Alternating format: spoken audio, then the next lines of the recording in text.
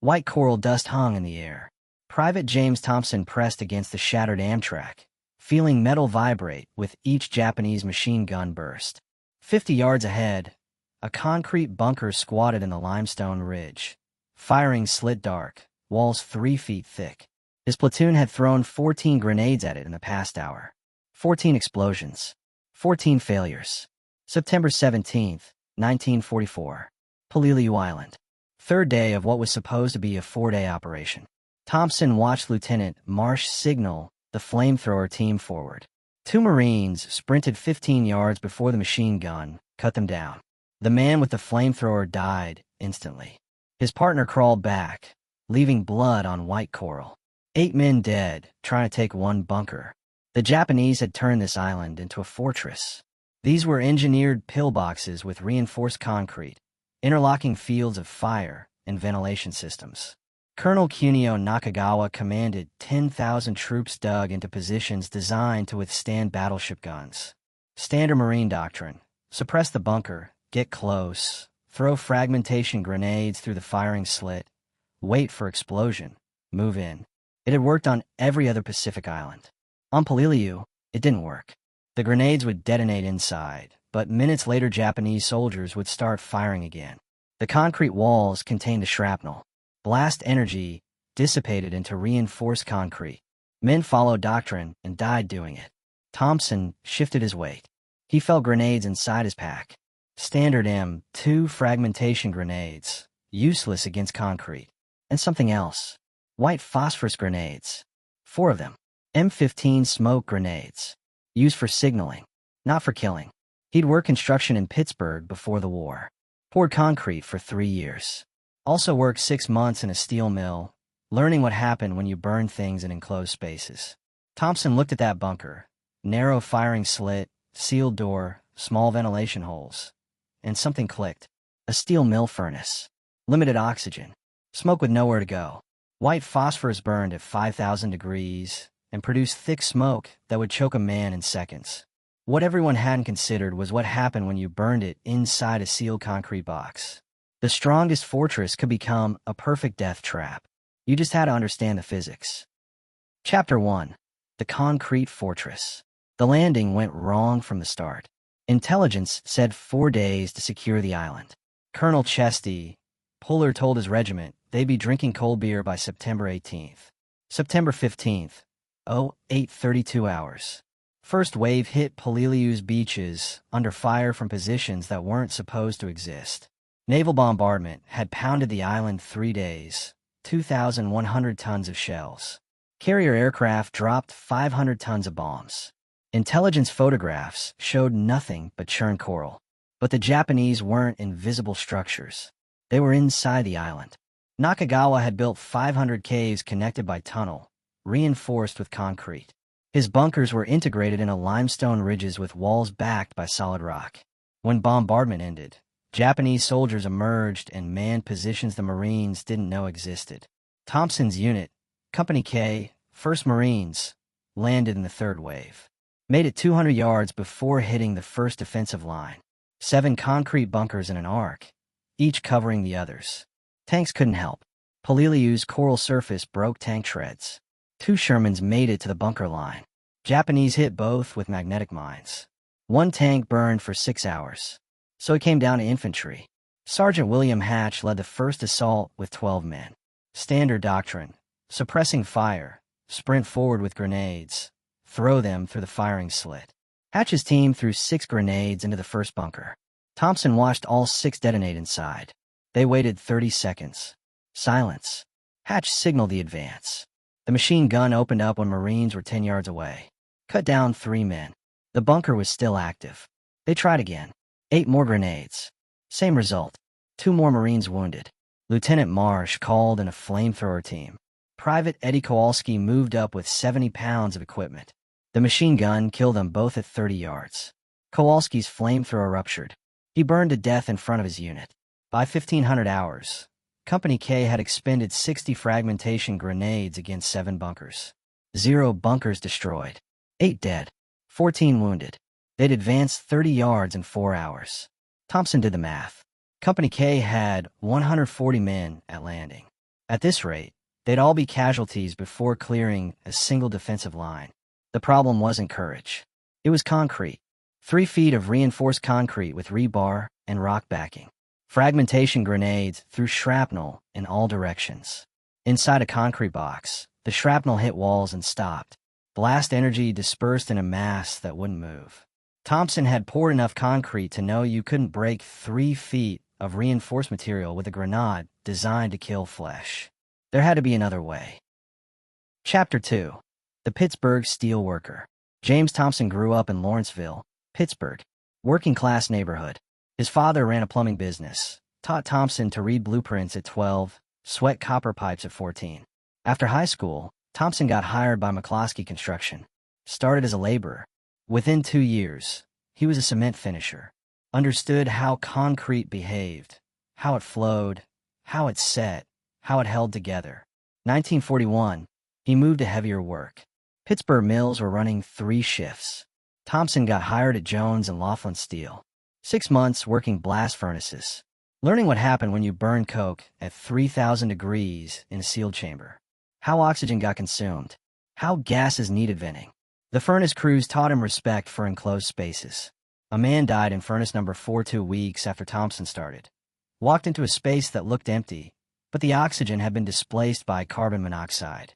Just collapsed and died. Thompson learned to think about air, about combustion, about sealed spaces and fire. December 7th, 1941. Pearl Harbor. Thompson enlisted. Marines, because his older brother had been a Marine in World War I. Boot camp at Parris Island. Infantry training at Camp Lejeune. He was good at it. Stayed calm under pressure. Marine training was easier than 6 months in Pittsburgh mills. They taught him to throw grenades. The M2 fragmentation grenade. Pineapple-shaped, TNT filling, for .5-second fuse. Pull the pin, count to 2, throw hard.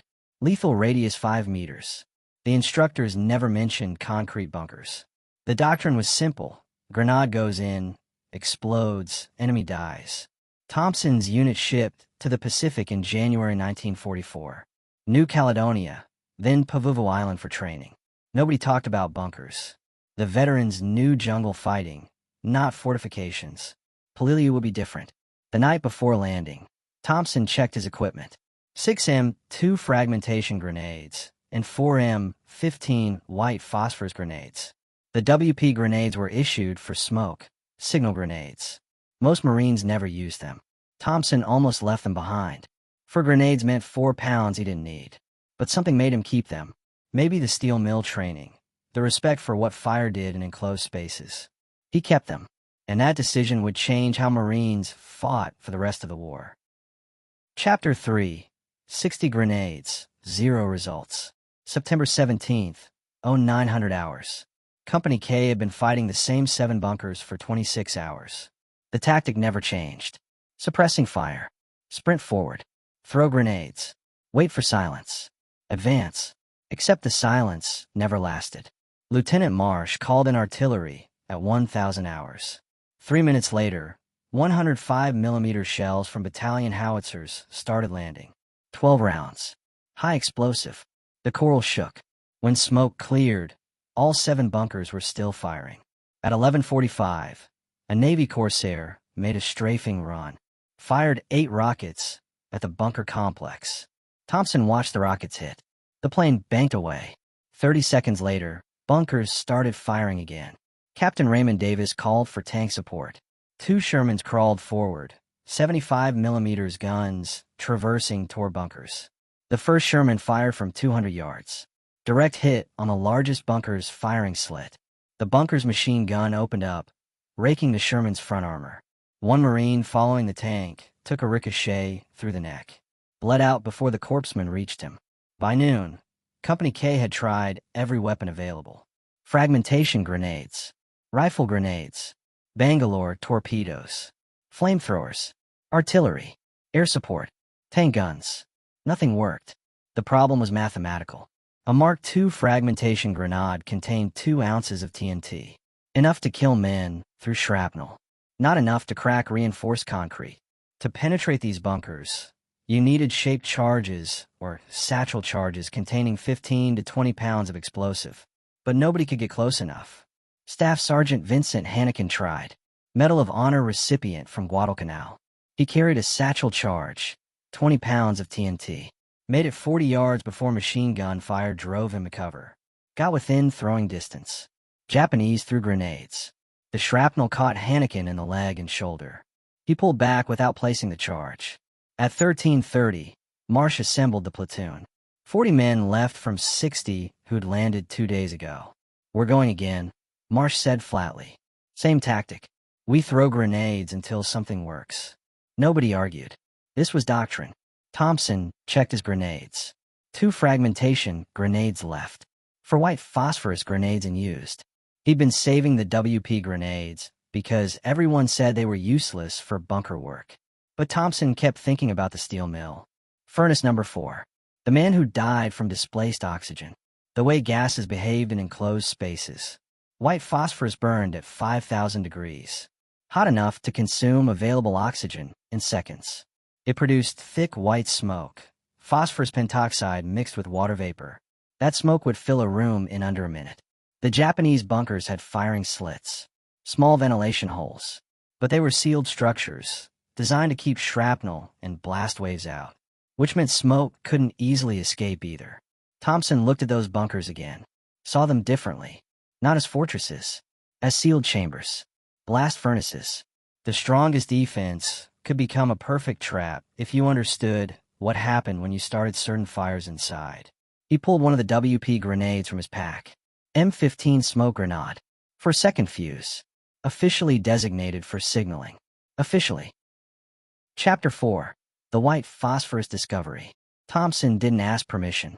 At 1,415 hours, while Marsh was coordinating the next assault, Thompson moved forward alone. He stayed low. Used the destroyed Amtrak for cover. The nearest bunker was 50 yards ahead, the one that had killed the flamethrower team that morning. Its machine gun wasn't firing. The Japanese inside were conserving ammunition. Thompson pulled the pin on the WP grenade. The safety handle released with a metallic click. He had 4 seconds. He stood, exposed himself for less than 2 seconds, threw the grenade hard and accurate through the bunker's firing slit. Dropped back behind the Amtrak. The grenade detonated inside. Not the sharp crack of a fragmentation grenade. Different sound. Muffled thump followed by a hissing roar. White smoke began pouring out of the firing slit immediately. Thick, dense smoke. Pure white. Burning phosphorus igniting everything it touched. Metal, wood, flesh. Within 30 seconds, smoke was venting from every opening. The firing slit. 3 ventilation holes Thompson hadn't noticed. Gaps around the door seal. The smoke came out under pressure, like steam from a boiler. Thompson watched. Counted. At 45 seconds, he heard coughing inside. At 60 seconds, the bunker's door slammed open. 3 Japanese soldiers stumbled out, coughing violently, eyes streaming, hands over faces. They couldn't see, couldn't breathe, couldn't fight. 2 Marines from the rifle squad saw them emerge. Shot all 3 before Thompson could yell to hold fire. But didn't matter. The point was proven. The bunker was empty. The smoke had driven them out. Thompson moved forward, looked inside through the firing slit. The interior was filled with white smoke. The phosphorus had burned everything flammable: equipment, documents, food supplies. The concrete walls were scorched black. The air smelled like chemicals and burned meat. The Japanese soldiers inside had a choice: stay and suffocate, or emerge and take their chances outside. Against fragmentation grenades, they'd stayed inside where concrete protected them. Against white phosphorus smoke, inside meant death. Lieutenant Marsh appeared at Thompson's shoulder, stared at the empty bunker, at the smoke still venting, at the dead Japanese soldiers who'd emerged choking. "What the hell did you throw?" Marsh asked. "Willie Pete," Thompson said. "Smoke grenade." Marsh looked at him. "That's not what smoke grenades do. It isn't a sealed box." Thompson pointed at the bunker. "Phosphorus burns hot. Uses up all the oxygen. The smoke can't escape fast enough. They suffocate or they come out." Marsh was quiet for 10 seconds. Processing. Understanding. Then he keyed his radio. "Battalion, this is K Company Actual. We have a technique that works against bunkers. Need all available WP grenades. Repeat, white phosphorus grenades. Over." The response crackled back. "K Company, confirm. You need smoke grenades. Affirmative. White phosphorus. Not fragmentation. Send everything you have. There was a pause. Then, Roger. Resupply in 30 minutes. Marsh turned to Thompson. Show me again. The next bunker was 40 yards to the left. Part of the same defensive complex. Thompson moved up with Marsh and 4 Marines, providing covering fire. Same technique. Pull pin, count to 2. Throw through the firing slit. The grenade had to go inside. The grenade went in. Same muffled detonation. White smoke poured out within seconds. Thompson yelled before the Japanese emerged. Hold fire. Let them come out. 2 soldiers stumbled out at 70 seconds. Coughing. Blind. Marines grabbed both, disarmed them, secured them. Both were burned. Hands, faces, exposed skin covered in phosphorus burns that would keep burning. But they were alive. Prisoners. The 1st Japanese Prisoners Company, K, had taken on Peleliu. Marsh understood immediately. They can't fight back if they can't see or breathe. The phosphorus is secondary, Thompson said. It's the smoke and oxygen depletion. The bunker becomes a gas chamber. 6 more bunkers in a complex. Marsh organized it methodically. Thompson would throw the WP grenades. Other Marines would cover him. When Japanese soldiers emerged, they'd take them prisoner if possible. Bunker 3, WP grenade inside. Smoke pours out. First soldiers emerge at 90 seconds. All captured. Bunker 4, same technique. The door opens but nobody comes out. Thompson waits 3 minutes. Still nobody. He approaches carefully. 5 Japanese soldiers dead from smoke inhalation. They'd stayed inside too long. Bunker 5, WP grenade. 3 soldiers emerge. 2 captured. 1 tries to fire his rifle blind. Marines shoot him. Bunker 6, WP grenade. 2 prisoners. Bunker 7, the last one. The bunker that had killed 8 Marines in 2 days. Thompson threw the WP grenade at 1,545 hours. White smoke poured out. At 2 minutes, 6 soldiers emerged. All captured alive. The 7-bunker complex that had stopped Company K for 26 hours was cleared in 90 minutes. Total Marine casualties during the assault: 0. 0 men killed. 0 wounded. Marsh was already on the radio. Battalion, this is K Company. 7 bunkers clear. 0 casualties. WP grenades are effective. Repeat, white phosphorus is effective against fortified positions. Over. Every unit on Peleliu would hear that transmission. Everything would change. Stories like this deserve to reach those who value them. If this account held meaning for you, consider helping others discover it. A like tells the algorithm to share this with similar audiences. Subscribing to the channel and enabling notifications ensures these stories reach you when new accounts are published. Your engagement becomes a form of historical preservation, connecting those who seek this knowledge with those who've taken time to document it properly. Chapter 5. Spreading the technique. The resupply arrived at 1,630 hours. A corporal from Battalion Supply drove up in a jeep loaded with ammunition crates. Guided WP grenades, Lieutenant, the corporal said. Had to pull them from 3 different companies. Nobody uses these things. He gestured at the crates. 40 grenades. That enough? It's a start, Marsh said. Word spread through Company K within minutes. Thompson's technique. WP grenades clearing bunkers. Marines who'd been pinned down for 2 days suddenly had a weapon that worked. Marsh explained the method. The grenades have to go inside, through the firing slit or an opening. If it detonates outside, you just get smoke. Inside is where it works. The phosphorus burns, consumes the oxygen, fills the space with smoke. The enemy has maybe 90 seconds before they have to come out or they die. Corporal Eddie Garcia raised his hand. What if they don't come out? Then they die inside, Thompson said flatly. Smoke inhalation. But most will come out. Nobody wants to suffocate. What do we do when they come out? Garcia asked. Take them prisoner if possible, Marsh said. They'll be blind, coughing, defenseless. Disarm them. Secure them. If they fight back, shoot them. But give them the chance to surrender. That changed something fundamental. For 2 days, every encounter had been kill or be killed. The bunkers made surrender impossible.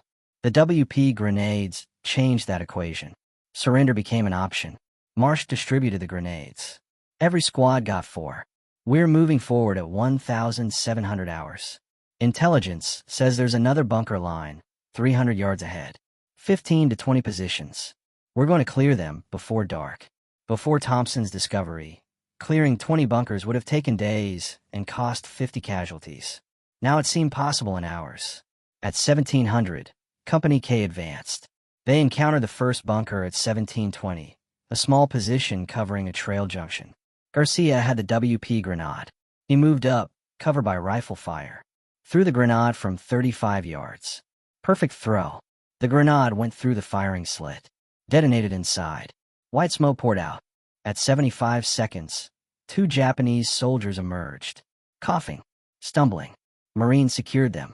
The bunker was empty. First platoon hit their first bunker at 1735. Same technique. 1 WP grenade. 3 prisoners. 0 casualties. By 1800 hours, Company K had cleared 6 bunkers.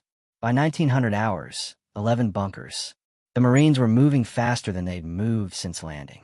Bunkers that would have taken hours to suppress were cleared in minutes. The Japanese doctrine of fighting from fortified positions was being dismantled by white phosphorus smoke. Not every bunker surrendered. At 1845, 2nd Platoon threw a WP grenade into a large bunker. The smoke poured out, but nobody emerged. After 3 minutes, Marines approached carefully. Inside they found 8 Japanese soldiers dead, all from smoke inhalation. The bunker's ventilation system had been damaged. The smoke had nowhere to vent. The men inside suffocated within 2 minutes. Thompson looked at the bodies. Felt nothing in particular. This was war. These men would have killed Marines given the chance. The phosphorus smoke was more humane than flamethrowers or grenades that tore men apart. At 1930, with daylight fading, Marsh called a halt. Company K had advanced 400 yards. More progress in 3 hours than they'd made in the previous 2 days. They'd cleared 17 bunkers. Taken 23 prisoners. 0 Marines killed. 3 wounded from rifle fire. None seriously. Battalion called for a situation report.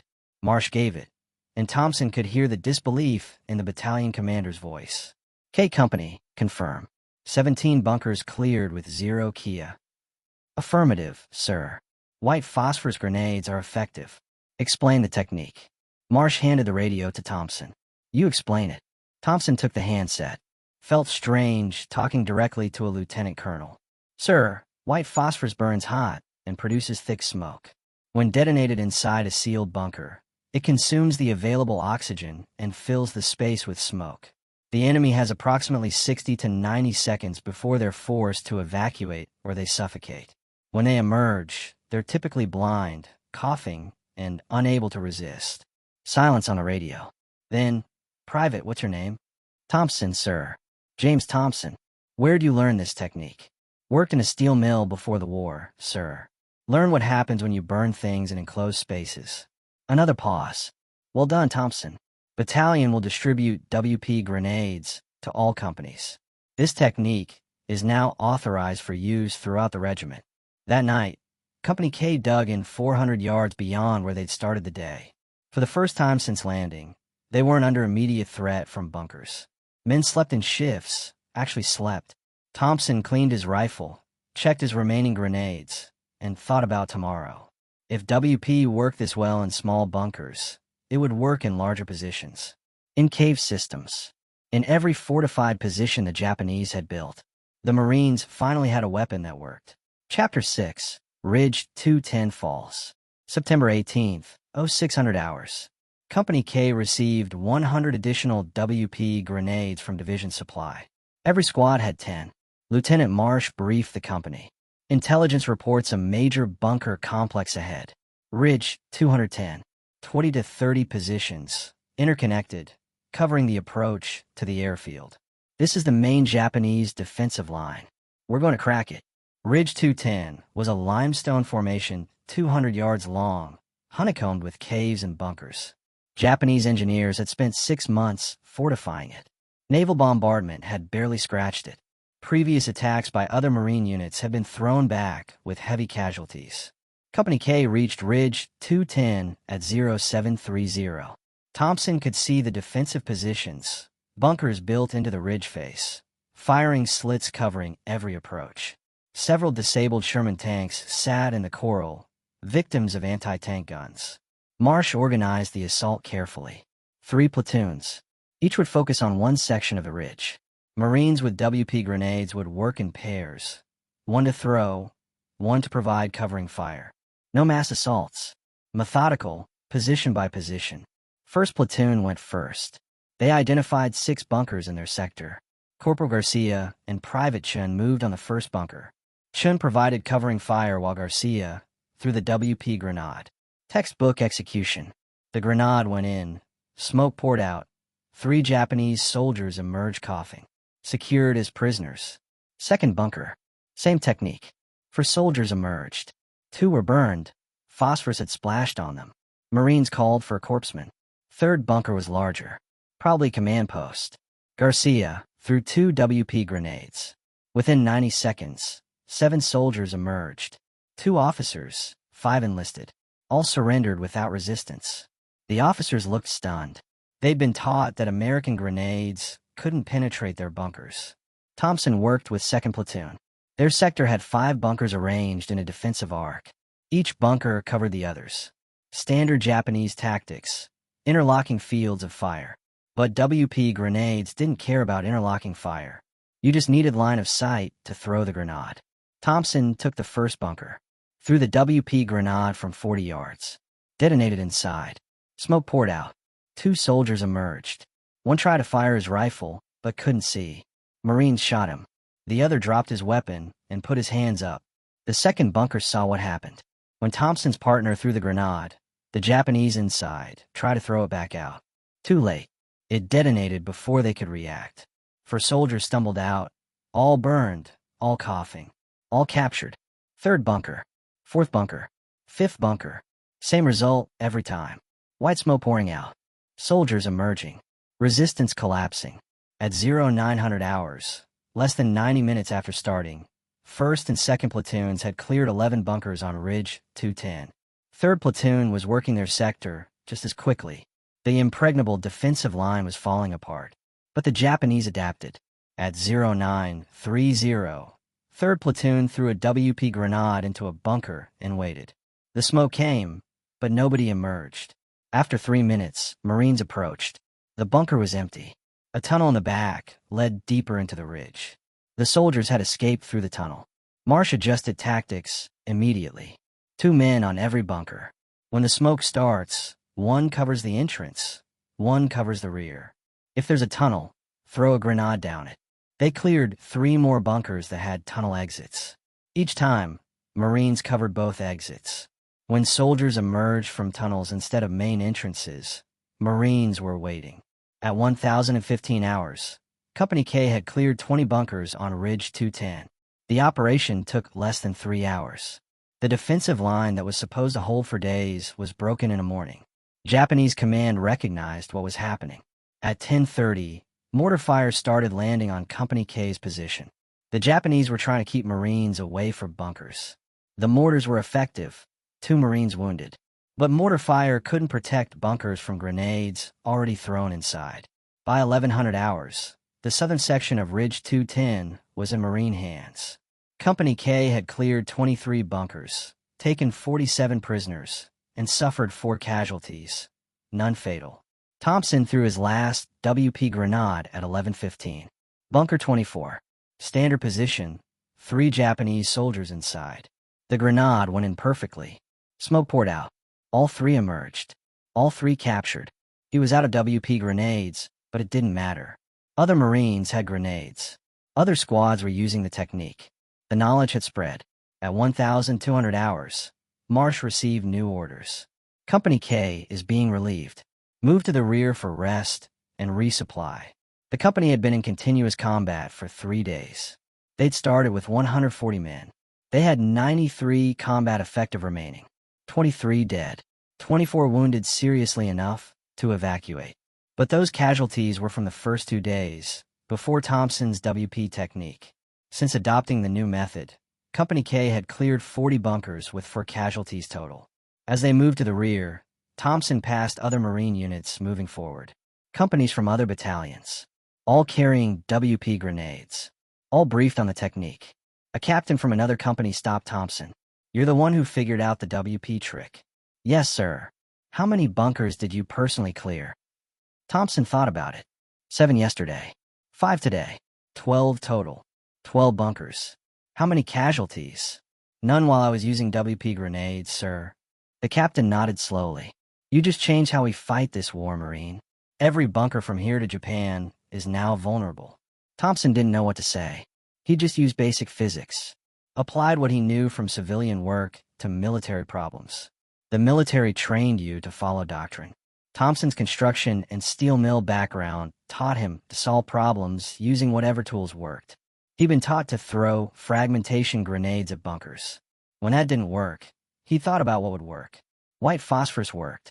The innovation was that simple. Chapter 7. Teaching the Corps. Company K moved to the rear area at 1,300 hours. Hot food, water, shade. First real break since landing. Lieutenant Marsh gathered the company. We've been ordered to teach the WP technique to other units. Battalion wants instructors. Thompson, your primary. Garcia, Chun, your secondary. Thompson had never taught anything before, but Marsh didn't give him a choice. At 1,400, 15 Marines from different companies assembled for the first class. Thompson stood in front of them, feeling awkward. These were combat veterans. Men who'd fought longer than Thompson had been in the Pacific. He started simple. White phosphorus grenades work against bunkers because of physics. The phosphorus burns hot, 5,000 degrees. That heat consumes oxygen. The smoke fills enclosed spaces. Men inside have 60 to 90 seconds before they're forced to evacuate or they suffocate. He pulled a WP grenade from his pack. This is an M15 smoke grenade. White phosphorus filler. For a second fuse. You've all probably been issued these and ignored them. Several Marines nodded.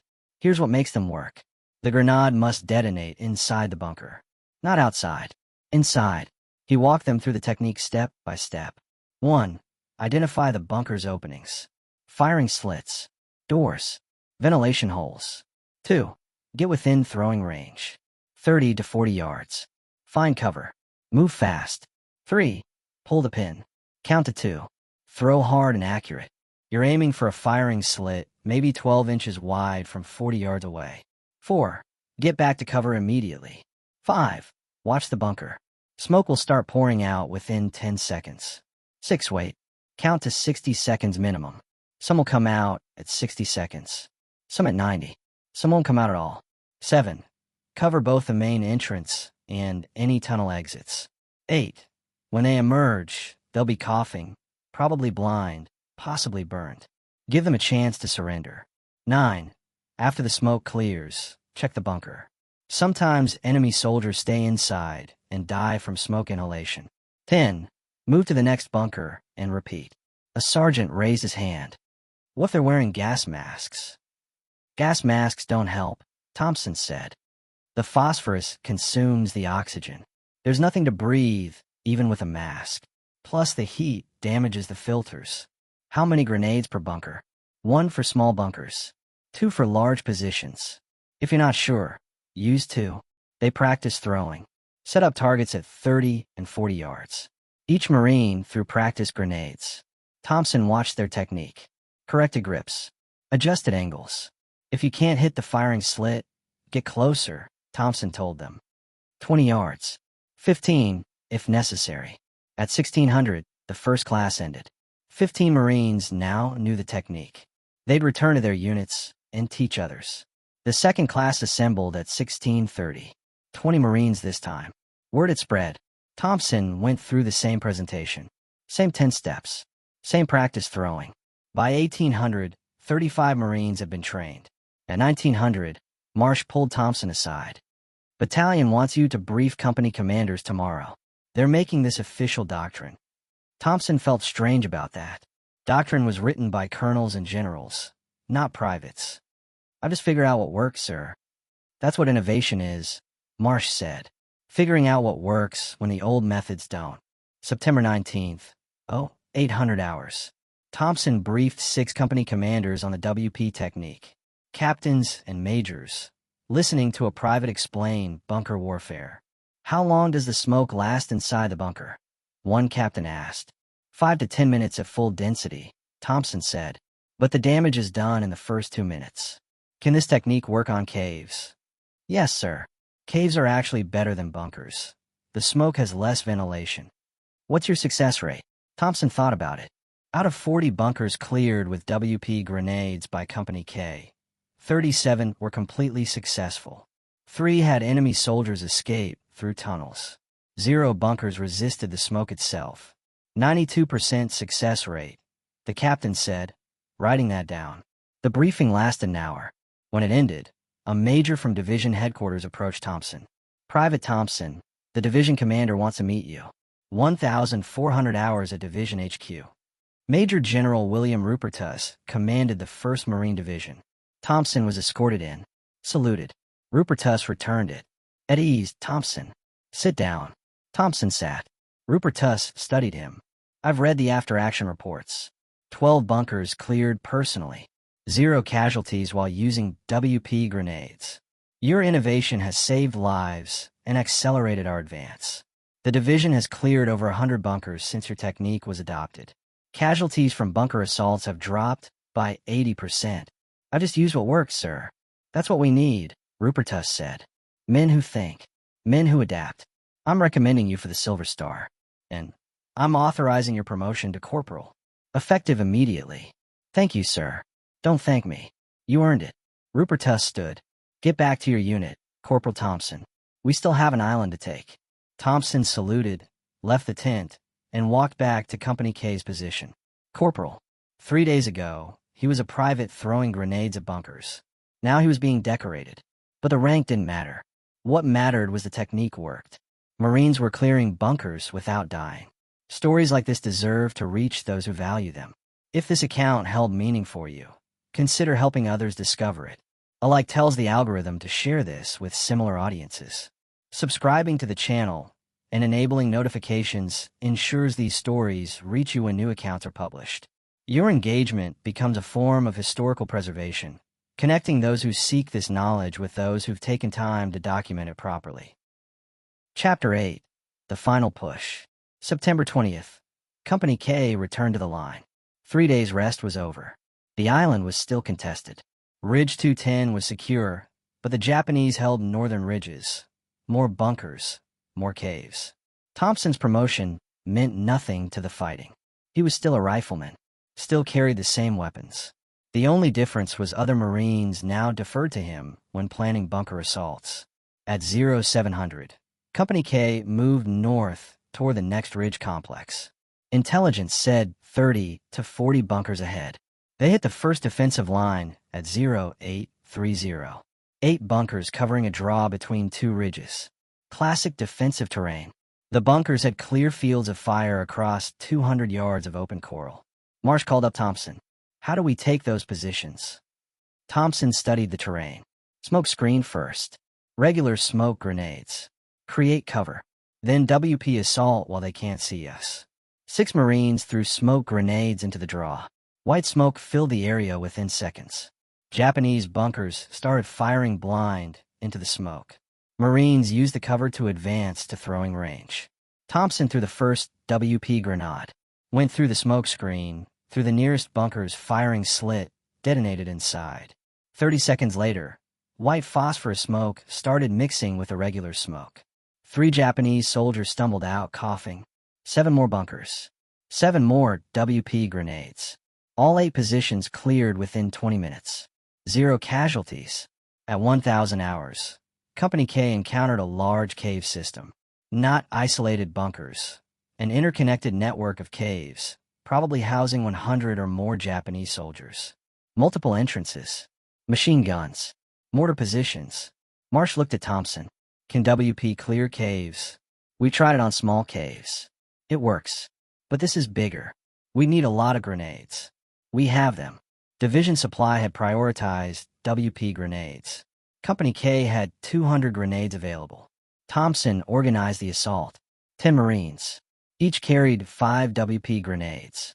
5 cave entrances identified. 2 Marines per entrance. At 10:30, all 5 teams threw grenades simultaneously. 5 white clouds erupted from 5 separate entrances. Within seconds, smoke started pouring out of ventilation, holes nobody had seen. The entire ridge was venting smoke. At 2 minutes, Japanese soldiers started emerging, coughing, stumbling. 20 soldiers, 30, 50. Marines secured them, treated the wounded, counted prisoners. At 5 minutes, no more soldiers emerged. Marines waited another 5 minutes, then carefully entered the caves with gas masks. Found 43 more Japanese soldiers dead inside. Smoke inhalation. The cave system's ventilation wasn't enough to clear the white phosphorus smoke. Company K had cleared a position that should have cost 50 casualties. Actual cost: 2 Marines wounded by rifle fire before the smoke drove the Japanese out. The pace was relentless. Ridge after ridge, bunker after bunker. By 1400 hours, Company K had cleared 32 positions using WP grenades. At 1600, they hit the last major position, a concrete command bunker built into solid rock. Probably a battalion headquarters. Heavy machine guns. Mortars. Observation posts. Thompson studied it. That's the strongest position I've seen. 3 feet of concrete. Rock backing. We'll need multiple grenades. 10 at least. Do it, Marsh said. 20 Marines assembled. Each carried 2 WP grenades. Thompson coordinated. Simultaneous throws. Overwhelmed their ventilation. At 1630, 20 WP grenades went into the command bunker through firing slits, ventilation holes, the main door. 20 explosions. White smoke poured out like a volcanic eruption. At 3 minutes, the first soldiers emerged. Officers, headquarters staff, communication specialists. Now choking, blind, surrendering. At 5 minutes, the bunker commander emerged. A colonel. He walked out slowly, hands raised, uniform still pristine except for smoke damage. He saw Marsh, saw the Marine insignia, and formally surrendered his sword. Your smoke weapon, the colonel said in English. Very effective. We did not prepare for this. Marsh took the sword. Thank you for surrendering. My men are dead inside.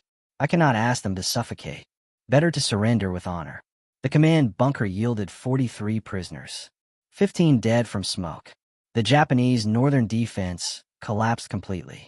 By nightfall September 20th, Company K controlled positions that were supposed to hold for weeks. Thompson sat behind a ridge that evening, cleaning his rifle. 3 days of constant fighting using WP grenades. Over 60 bunkers cleared personally or with his squad. Hundreds more cleared by other Marines using the technique he discovered. He thought about the steel mill. Furnace number 4. The man who died from displaced oxygen. That death had taught Thompson to respect enclosed spaces and combustion. That knowledge, applied on a Pacific island 3 years later, had saved hundreds of lives. The war would continue. Peleliu wasn't over. Iwo Jima was coming. Okinawa. Maybe Japan itself. But Marines now had a weapon that worked against fortified positions. Thompson had changed how the war would be fought. All because he'd noticed grenades in his pack and remembered what happened when you burned things in sealed spaces. Chapter 9. Across the Pacific. The Battle of Peleliu officially ended November 27, 1944. 73 days. The 4-day operation became the deadliest Marine battle by percentage of casualties. 1st Marine Division suffered 6,526 casualties from 16,000 men, a 41% casualty rate. But those casualties were front-loaded. The first week, before WP tactics spread, accounted for 60% of casualties. After Thompson's technique became standard doctrine, bunker assault casualties dropped from 40% to 8%. Company K survived Peleliu with 83 men from the original 140. Thompson was among them. He'd personally cleared 47 bunkers using WP grenades. Taken 89 prisoners. Never been seriously wounded, though shrapnel nicked him twice. On November 28th, the division shipped to Pavuvu for rest and refit. New replacements arrived. Veterans like Thompson were kept to train them. The training now included an entire module on WP tactics. The Marine Corps had formally incorporated Thompson's technique into the small unit leadership manual. Thompson taught classes, demonstrated throwing technique, explained the physics. The new Marines listened because they knew this knowledge would keep them alive. December 1944. Intelligence reports confirmed Japanese forces were fortifying Iwo Jima and Okinawa with bunker systems similar to Peleliu. thousands of concrete positions, miles of tunnels. The Marine Corps sent Thompson's after-action reports to all divisions. The technique was taught at Camp Pendleton, Camp Lejeune, every Marine training base. By January 1945, every Marine deploying to the Pacific knew white phosphorus worked against bunkers. February 19, 1945, Marines landed on Iwo Jima. The island was volcanic rock with 21,000 Japanese soldiers dug into sophisticated fortifications. Mount Suribachi was honeycombed with bunkers. The Marines used WP grenades from day one. Landing teams carried 50% more WP grenades than previous operations. The technique worked. Japanese bunkers that should have held for days fell in hours. Iwo Jima still cost 26,000 American casualties. But military analysts estimated WP tactics saved 5,000, 7,000 lives by reducing bunker assault casualties. Thompson's innovation, refined on Peleliu, had direct impact on the bloodiest Marine battle of the war. April 1, 1945. The invasion of Okinawa, another fortified island. But this time, Marines landed with complete confidence in bunker-clearing techniques. WP grenades were distributed at a ratio of 1 per Marine, 6 times more than on Peleliu. The results were dramatic.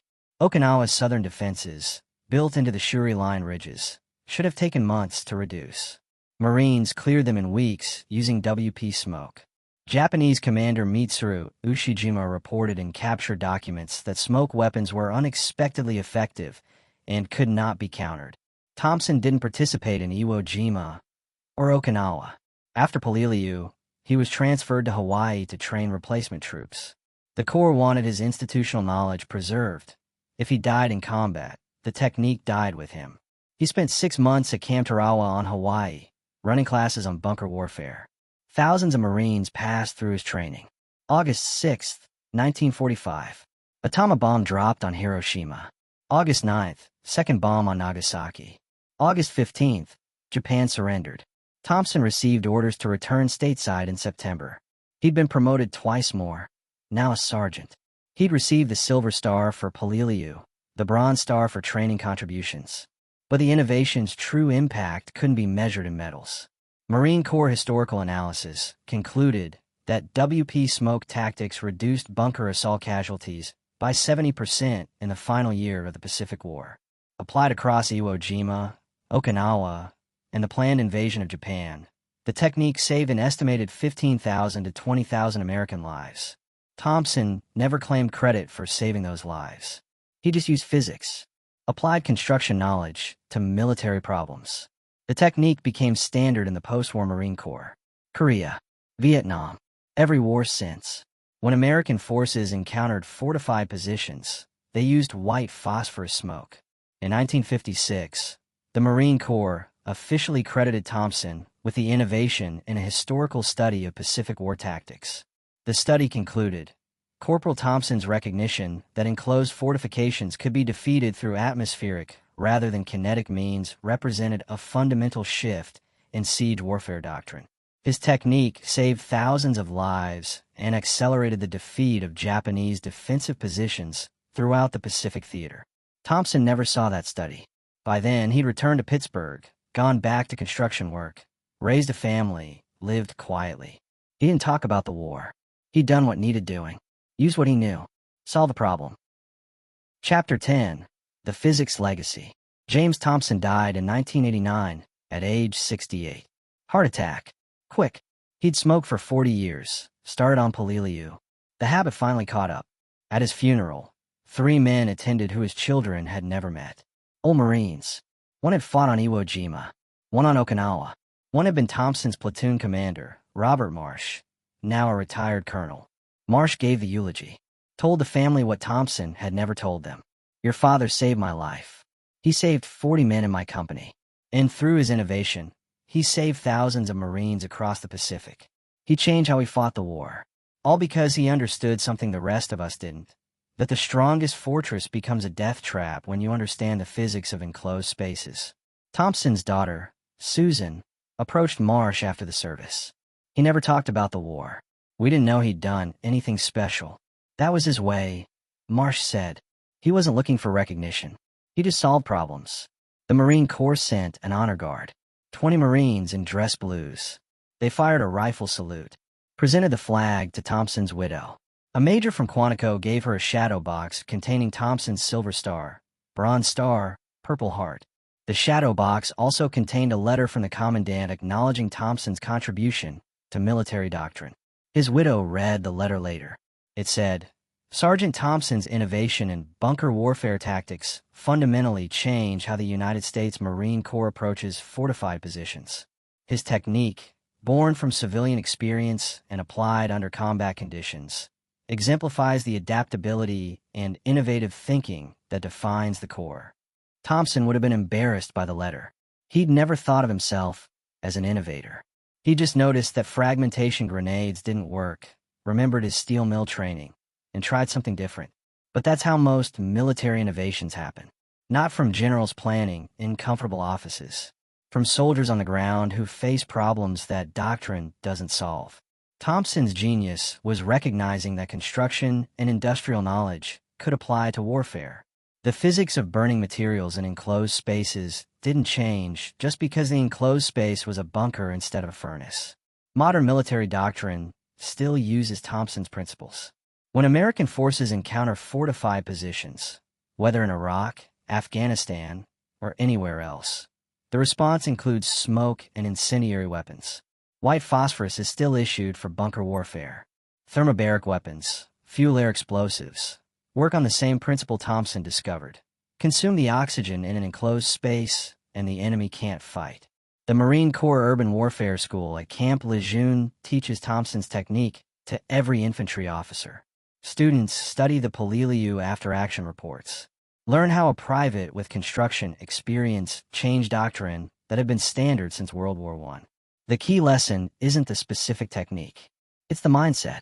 Doctrine provides baseline tactics, but doctrine can't anticipate every situation.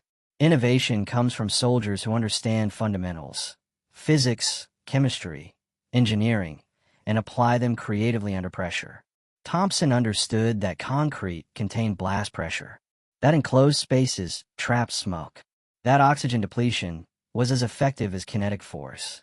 He combined that knowledge with available materials, WP grenades, and created a solution the enemy hadn't anticipated. The Japanese had built perfect fortifications against kinetic weapons. They'd tested their bunkers against artillery, tank guns, grenades.